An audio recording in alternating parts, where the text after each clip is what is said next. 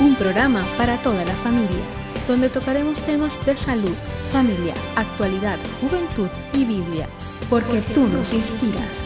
Por una TV blanca con más música y menos violencia. Acompáñanos y conéctate con nosotros desde cualquier lugar a través de Zoom, porque algo Dios va a hacer, Dios va a hacer.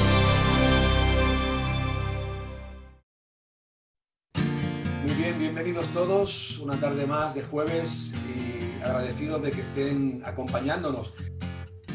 Ya saben que siempre les tenemos preparados cosas nuevas y hoy va a ser un programa muy interesante.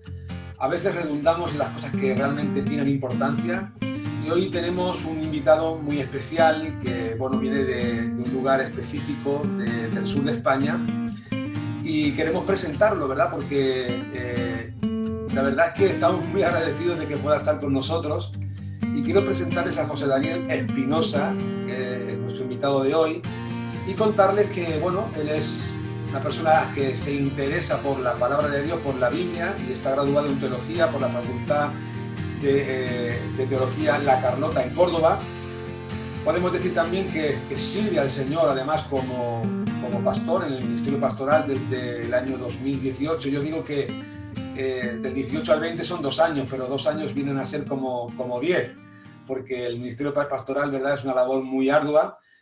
Y también podemos decir que actualmente es profesor en diferentes asignaturas, ¿verdad?, en 2 escuelas teológicas y además autor de un libro que lleva por título ¿A quién adoran los cristianos?, ¿verdad? De ahí podríamos sacar un programa también, porque es muy interesante ese título, ¿A quién adoran los cristianos? José Daniel, bienvenido, gracias por estar con nosotros. ¿Qué tal estás? Muchas gracias por la oportunidad que me habéis dado de poder estar aquí con vosotros. Estoy bien y espero que podamos disfrutar mucho de este tiempo. Cada programa tiene algo especial y lo hacemos con mucho entusiasmo para toda la audiencia y sabemos que hay mucha gente que nos escucha y aprovechamos para saludarlos, ¿verdad? Toda la audiencia, no solamente en España, sino fuera en Latinoamérica, hay muchos países que no voy a nombrar para no invertir tanto tiempo, pero que les mandamos un abrazo, un saludo a todos. Hoy el tema del programa es un tema, yo creo, importante y necesario, que se debe de hablar en muchas ocasiones. Por eso es que vamos a hacer muchos programas con diferentes invitados acerca de este tema, y es el tema de la salvación. La salvación es algo que todos necesitamos, pero vemos que también surgen muchas dudas, ¿verdad? Y seguro que la audiencia tiene muchas dudas en cuanto a la salvación. Y por eso yo he querido poner el título a este programa, ¿Y a mí quién me salva?, ¿verdad? Porque hay tantas personas en el mundo, pero individualmente uno piensa, ¿y a mí quién me salva? Cuando hablamos de salvación encontramos mucha confusión y vemos a la gente que quizá interpreta la salvación como algo que llega después de la muerte, ¿sí? Y la pregunta que yo quiero lanzarte ya en esta tarde, ¿hay que morir primeramente para ser salvo o es necesario salvarnos antes de morir? ¿Sí? Muy buena pregunta, Roberto. Creo que la Biblia es muy clara en este sentido y nos enseña que una vez que el hombre muere, ya no hay oportunidad para la salvación. De hecho, una vez que el hombre muere, lo único que le espera al ser humano es el juicio de Dios, donde tendrá que dar cuenta delante de él. Así que la oportunidad de salvación es ahora, es en esta vida, ¿no? De hecho, yo diría que uno de los propósitos principales de esta vida es precisamente ese, prepararnos para la eternidad, para el lugar donde vamos a estar la eternidad. Y es en este momento donde debemos tomar las decisiones más importantes de nuestra vida, ¿no? Así lo vemos a lo largo de toda la Biblia. La salvación no es simplemente algo futuro, también es algo presente que podemos disfrutar en el ahora. Necesitamos ser salvos ahora mismo, en muchos sentidos, ¿no? Porque muchas veces pensamos en la salvación futura, ¿no? Como que podemos ser salvos de un castigo por nuestros pecados, de algo que nos va a venir después, del juicio. Pero necesitamos ser salvos ahora, salvos de nuestro propio pecado, de nuestras propias debilidades. Necesitamos que Dios abra nuestros ojos y nos permita tener una vida más abundante ahora, ¿no? Eso fue lo que Jesucristo dijo, ¿no? Me conoceréis y tendréis una vida abundante. Yo pienso, José Daniel, que ¿qué hemos hecho de malo para tener una necesidad profunda, ¿verdad?, de ser salvos? ¿Qué es lo que ha pasado? ¿Qué es lo que hemos hecho de mal para necesitar un Salvador? Sí. Yo diría que no se trata solo de qué hemos hecho de mal, sino también de nuestra condición, ¿no? Una condición pecaminosa. Pero me gustaría explicar esto con una ilustración, porque mira, el hombre solo se da cuenta de que necesita ser salvo cuando es consciente de algún peligro, ¿no? Y te pongo una ilustración. Tú imagina, Roberto, que sales hoy mismo por la calle, estás dando un paseo y se te acerca una persona corriendo, vestido de bata blanca, sudando, y te dice: mira, tienes que tomarte este medicamento porque si te lo tomas te vas a salvar. ¿Tú qué pensarías de ese hombre? Pues que está loco. Desconfiaría, ¿no? Claro, desconfiarías, porque tú dices: ¿salvarme de qué? Si yo estoy bien, estoy dando aquí un paseo por la calle, hace buen tiempo, yo no necesito ser salvo de nada, este hombre está loco. Sin embargo, imagínate que tú sales a la calle y conforme estás saliendo de tu casa te encuentras a un hombre que se acerca a ti, te llama por tu nombre completo: Roberto Hernández Mateo, ¿es usted? Sí, soy yo. Y te dice: pues mira, todos estos informes que tengo son los resultados de tu último análisis de sangre y hemos comprobado que tienes el cuerpo lleno de células cancerígenas, de metástasis que se han dispersado por todos tus órganos, tienes un cáncer terminal y la única solución a este problema es que tomes de este medicamento, ¿no? Ahí la cosa cambia. Totalmente. Y tú mismo dirías: wow, necesito de ese medicamento, ¿no? Porque estás viendo tu problema, ¿no? Entonces, en ese sentido, la Biblia es muy clara y la Biblia hace mucho énfasis en el problema del hombre. ¿Cuál es el problema del hombre? El pecado. Que hemos dado la espalda a nuestro Creador, hemos dado la espalda a Dios, hemos decidido vivir una vida sin Él, de espaldas a Él, de espaldas a lo que Él nos enseña en su palabra, y el pecado tiene sus consecuencias. En Romanos 6:23, en la epístola a los Romanos, dice que la paga del pecado es la muerte, y la muerte eterna, ¿no? La separación de Dios y todo lo que ello conlleva, ¿no? Creo que este es el principal problema del hombre y es precisamente de esto de lo que debemos ser salvos, de nuestro propio pecado y de las consecuencias de ese pecado, ¿no? Del castigo eterno, de la condenación y de la muerte eterna, ¿no? Es ahí que a la hora de evangelizar o de hablar a otro acerca de la salvación, creo que muchas veces nos equivocamos como cristianos cuando nos acercamos y simplemente le decimos a la persona: tienes que creer en Jesús para ser salvo. La persona va a decir: ¿salvo de qué? Si yo estoy bien, tengo mi trabajo, tengo mi familia, me va bien en los estudios, yo no necesito ser salvo de nada. Pero es precisamente porque no conocen el problema en el que estamos. Y la Biblia hace mucho énfasis en ese problema, el problema del pecado. Yo creo que una de las cosas, el desconocimiento, ¿verdad? El no saber en la situación que estamos, como tú bien nos dices, creo que ese es uno de los más graves problemas. Y hablamos de alguien que se acerca a nosotros con la solución, ¿verdad? Y con la salvación para librarnos, en este caso, de la separación eterna de Dios, que sería estar excluidos de su presencia. Pero quizá alguien se esté preguntando: ¿puedo yo salvarme a mí mismo? ¿Necesito a alguien que me salve a mí o yo puedo salvarme a mí mismo? Bueno, esta misma pregunta que me hace se la hicieron a Jesús, se la hicieron sus propios discípulos y se la hizo los judíos de su tiempo. Le dijeron: ¿cómo podrá el hombre ser salvo, ¿no? Y la respuesta de Jesús fue: para los hombres es imposible, mas para Dios no hay nada imposible, ¿no? Evidentemente nosotros no podemos salvarnos a nosotros mismos, precisamente porque el pecado no es simplemente algo que hacemos, sino una condición que nos caracteriza. Nosotros nacemos ya con una condición pecaminosa, inclinados al mal. Por eso a los niños pequeños no hay que enseñarles a hacer el mal, porque les sale solo. Lo que hay que hacer es corregirlos y enseñarles el bien, ¿no? No podemos salvarnos a nosotros mismos. La única forma de ser salvo es a través de la obra de Jesucristo, y eso es lo que el apóstol, lo que Lucas en el libro de los Hechos dice. Dice que en ningún otro hay salvación, aparte de en Jesucristo, porque no hay otro nombre bajo el cielo dado a los hombres en que podamos ser salvos, solo a través de la obra de Jesucristo. Vamos a suponer que yo paso por la vida siendo una buena persona y a veces escuchamos esto, ¿no? Decir: bueno, es que yo soy un buen padre, yo he sido un buen hijo, yo no hago daño a nadie. Y en realidad a veces vemos a personas que que viven rectamente, que se sujetan, ¿verdad?, a las autoridades, que procuran ser buenos ciudadanos. ¿Esto aporta algo a favor de las personas para merecer la salvación? Bueno, la respuesta bíblica es no. Evidentemente, desde un punto de vista humano, nosotros sí podemos reconocer la bondad en las personas, ¿no? Porque aún hay parte de esa imagen de Dios, hemos sido creados a imagen de Dios, y aún se conserva parte de esa imagen de Dios en nosotros, ¿no? De ahí que veamos reflejos de bondad, de misericordia, de amor, de perdón en las personas. Sin embargo, aún esta imagen está afectada por nuestro pecado. Incluso esas aparentes buenas obras, que nosotros desde una perspectiva humana las consideramos buenas, no son meritorias, desde luego, delante de Dios.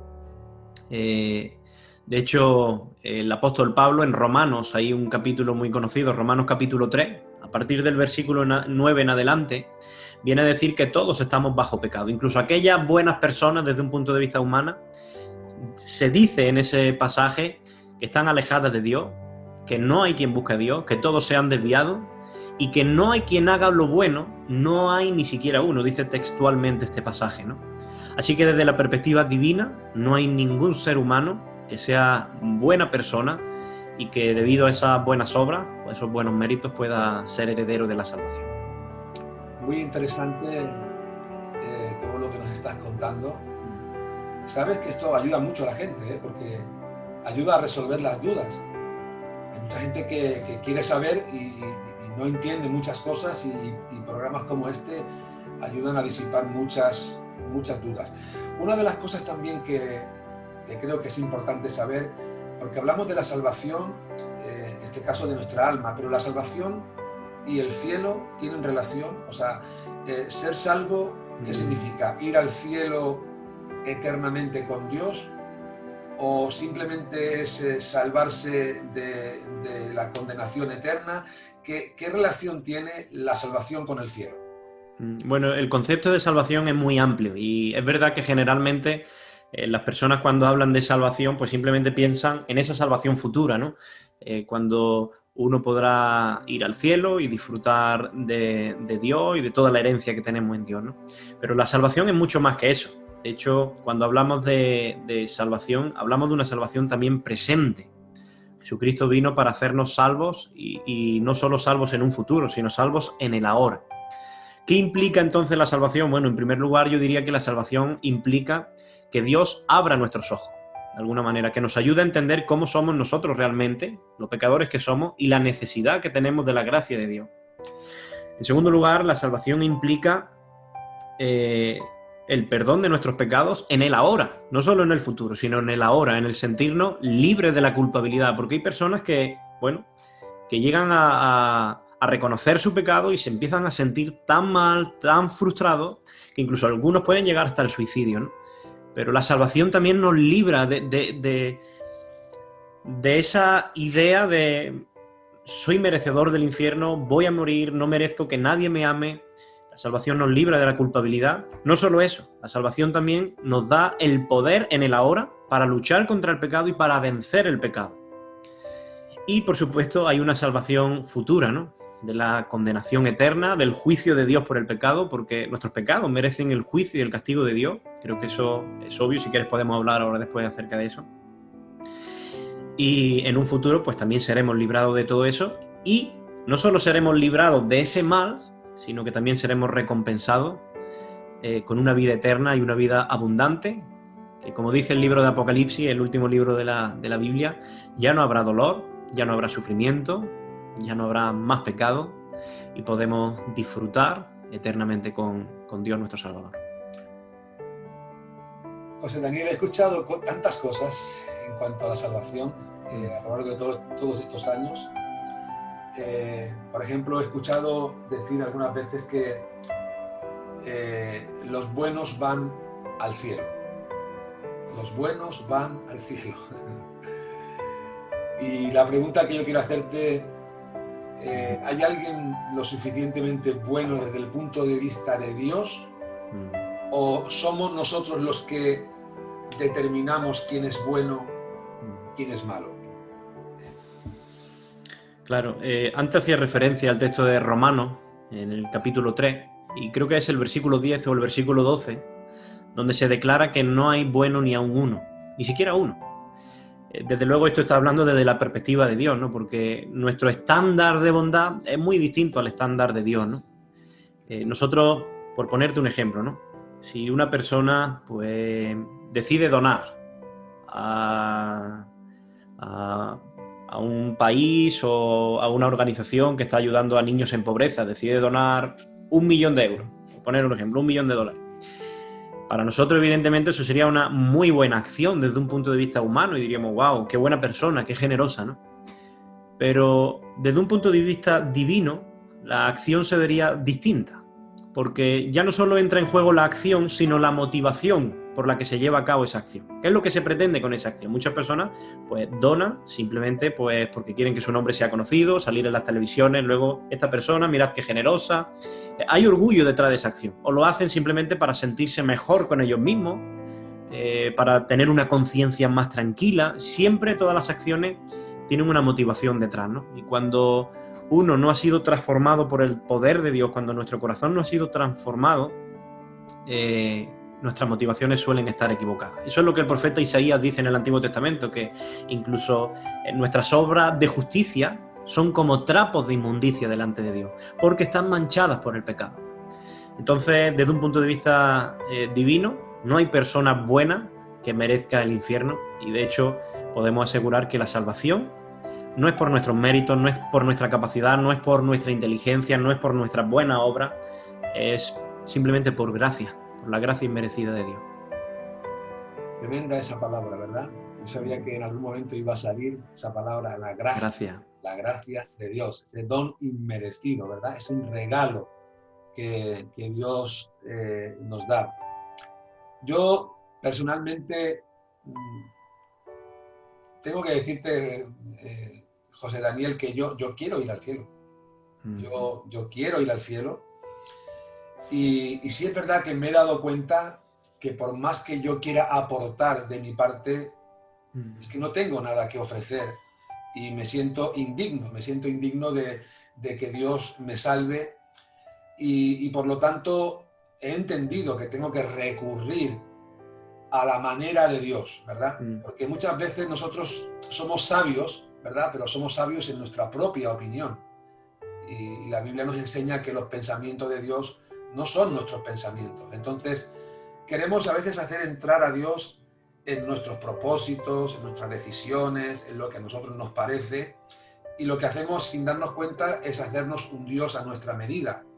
Pero más bien lo que tenemos que atender, yo creo, es a ese Dios real, ese Dios eterno, soberano, que nos está indicando cómo podemos ser salvos. Y entonces, yo creo que no hay nadie que nos pueda explicar mejor cómo ser salvos que el mismo Dios, que es quien realmente ha propiciado ese favor para salvarnos, ¿verdad? Entonces, yo realmente, si me preguntas, ¿yo quiero ser salvo? Por supuesto, yo quiero ser salvo. Pero una pregunta que quiero hacerte también es, ¿quién me puede salvar a mí?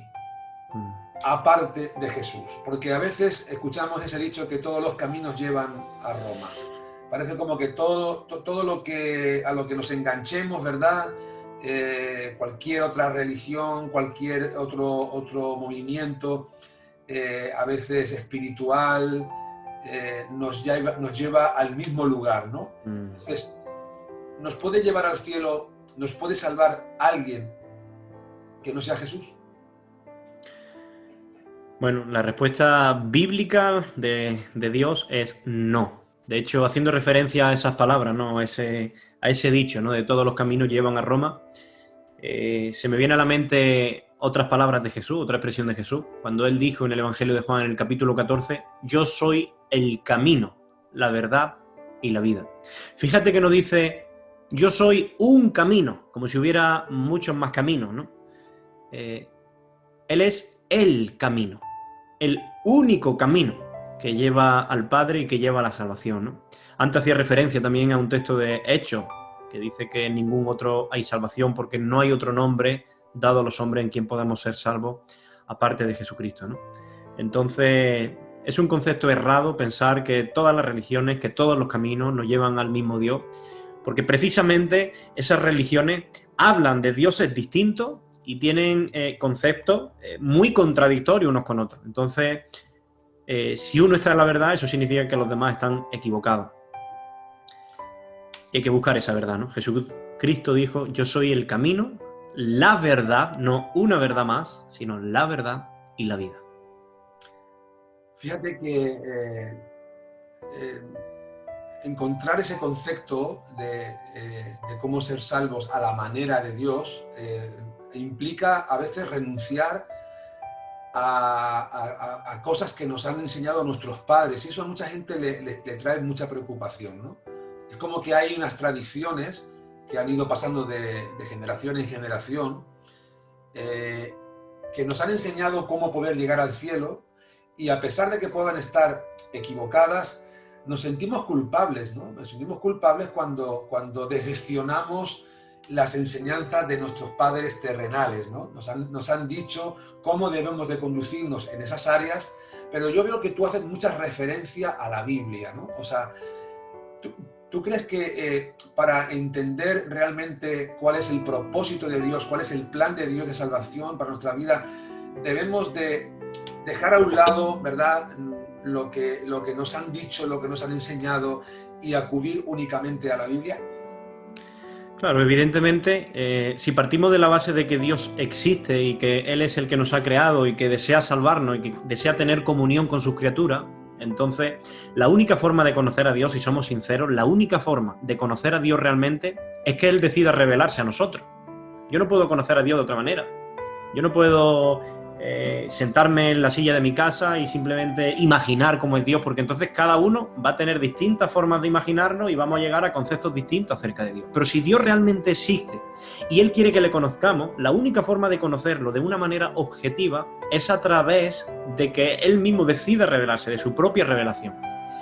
En este sentido, el cristianismo afirma que la Biblia es la palabra de Dios. Por supuesto, ha sido escrita por hombres. Este es otro tema interesantísimo donde podríamos profundizar, pero aunque fue escrita por hombres, fueron hombres inspirados por Dios.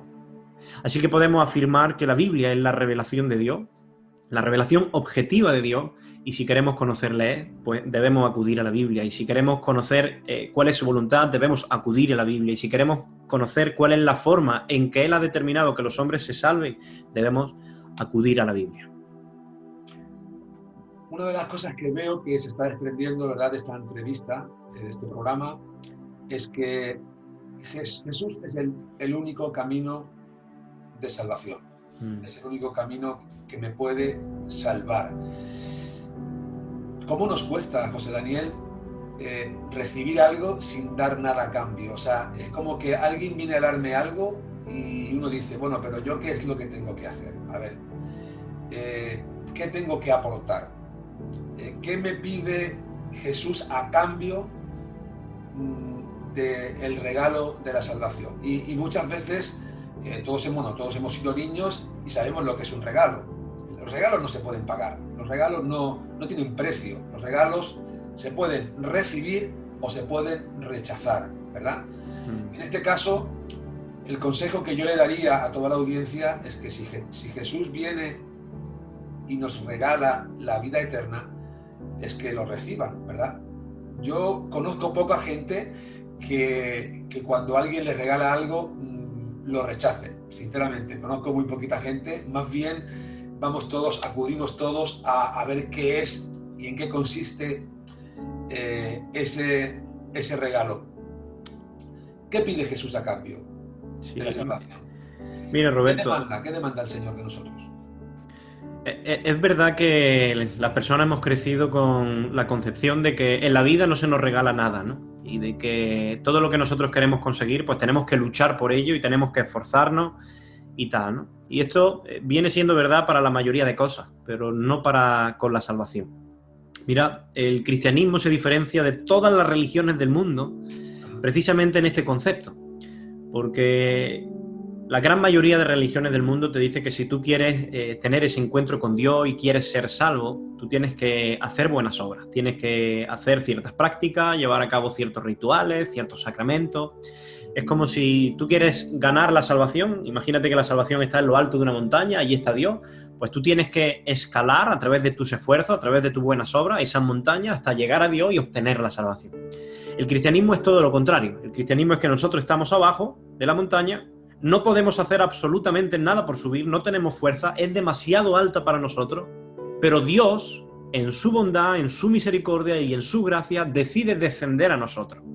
Eso fue lo que Jesucristo precisamente hizo. Se encarnó, vino al mundo porque nos amó y vino precisamente para salvarnos, para hacer lo que nosotros no podíamos hacer por nosotros mismos. Entonces, ¿qué es lo que necesitamos hacer?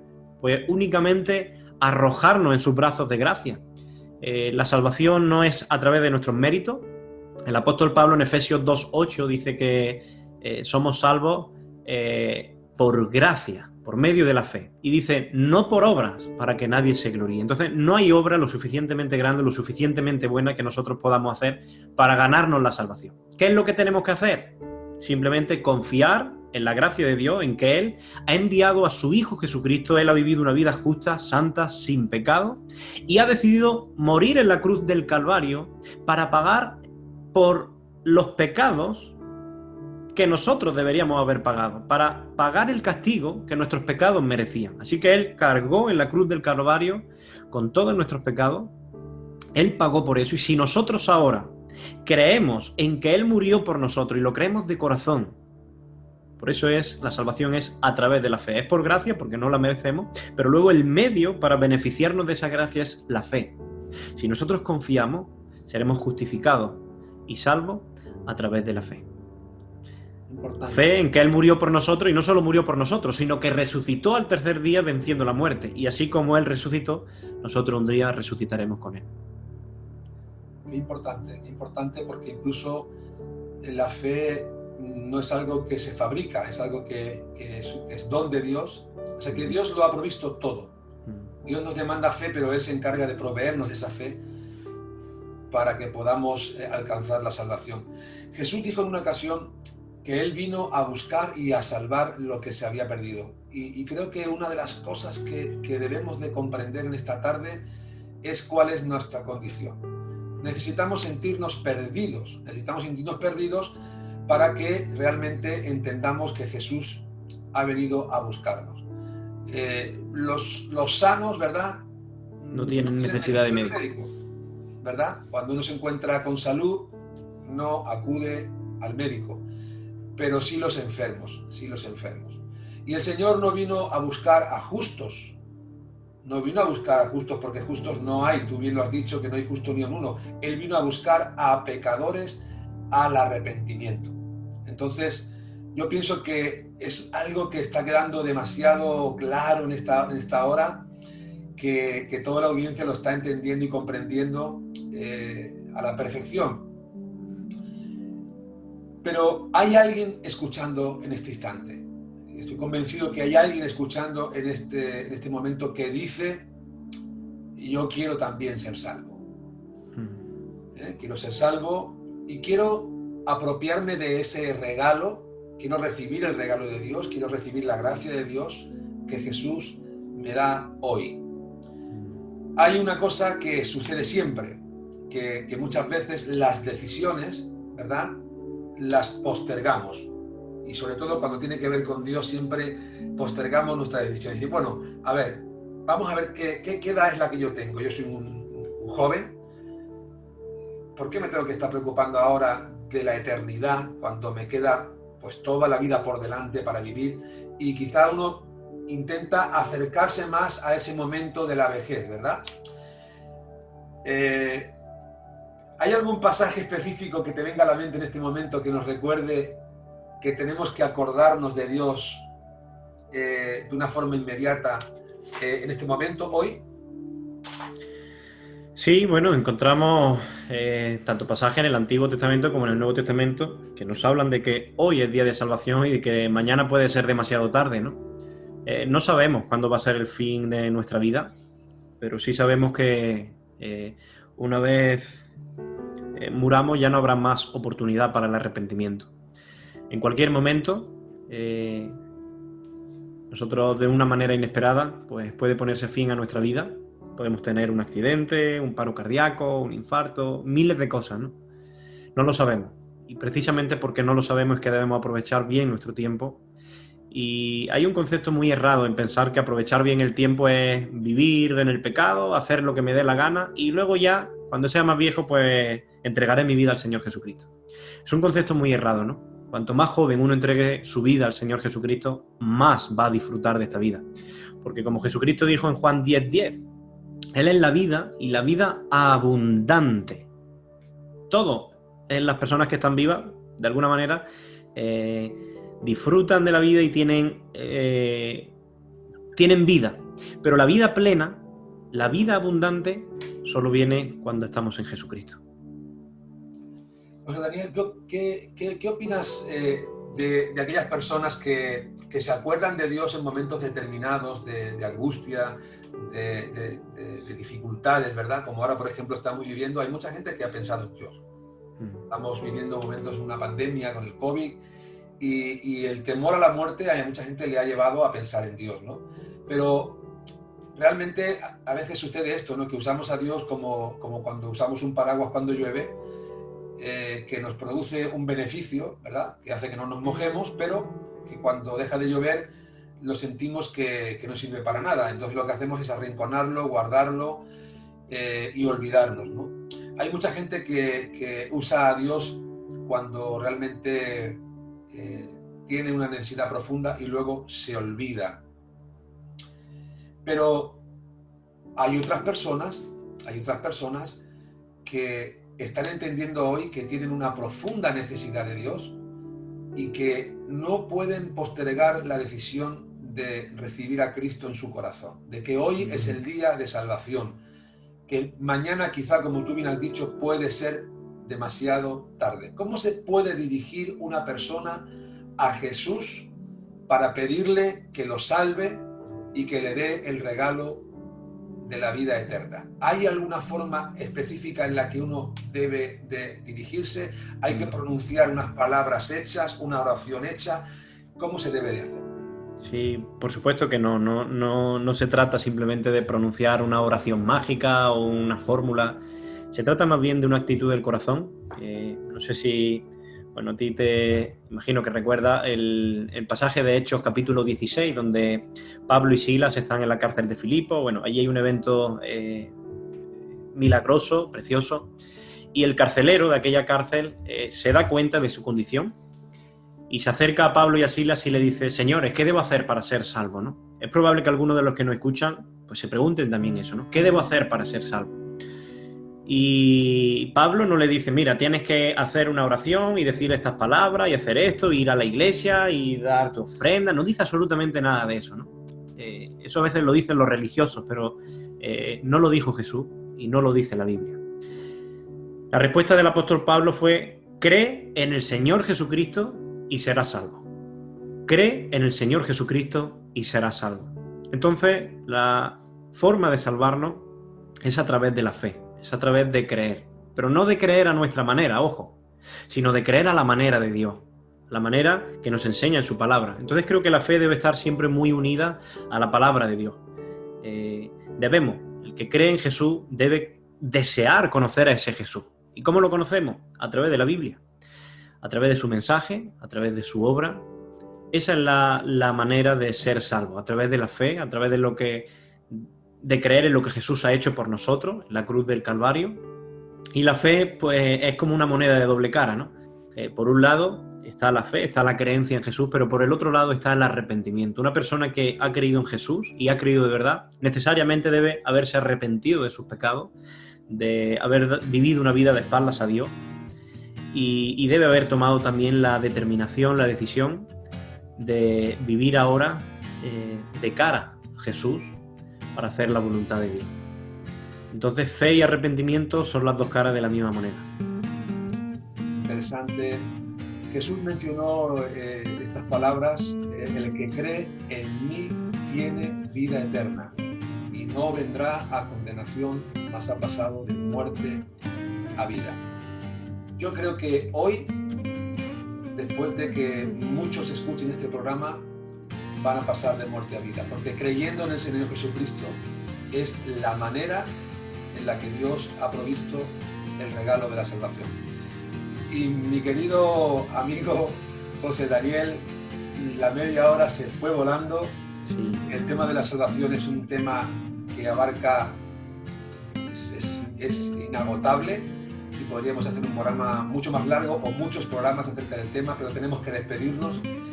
Y bueno, lo que quiero hacer es pues darte las gracias por tu tiempo, por cómo nos has explicado con la sencillez y naturalidad todos estos temas, y seguro que muchos oyentes estarán también agradecidos porque habrán resuelto muchas de las dudas que tenían. José Daniel, que Dios te bendiga mucho y espero contar contigo en próximos programas. Seguro que sí, será un placer y nada, muchas gracias también por la oportunidad, por este tiempo y gracias a todos los que nos ven. Muy bien, pues yo me despido de la audiencia como siempre, ¿verdad? Diciéndoles que ante los problemas de la vida, ante las adversidades, las dificultades que puedan enfrentar, el dolor que pueda haber en sus corazones, recuerden siempre esto: Dios está con cada uno de ustedes y algo Dios va a hacer. Hasta el próximo jueves. Que Dios les bendiga. Hemos llegado al final de nuestro programa Algo Dios va a hacer, recordándoles que pueden conseguir esta y otras ediciones en nuestra página web www.restauracionyvidabadalona.com. Se despide de ustedes en la conducción y dirección el pastor Roberto Hernández, en el enfoque bíblico Luis Cortés y en la producción su servidora Vanessa Montes. Será hasta la próxima.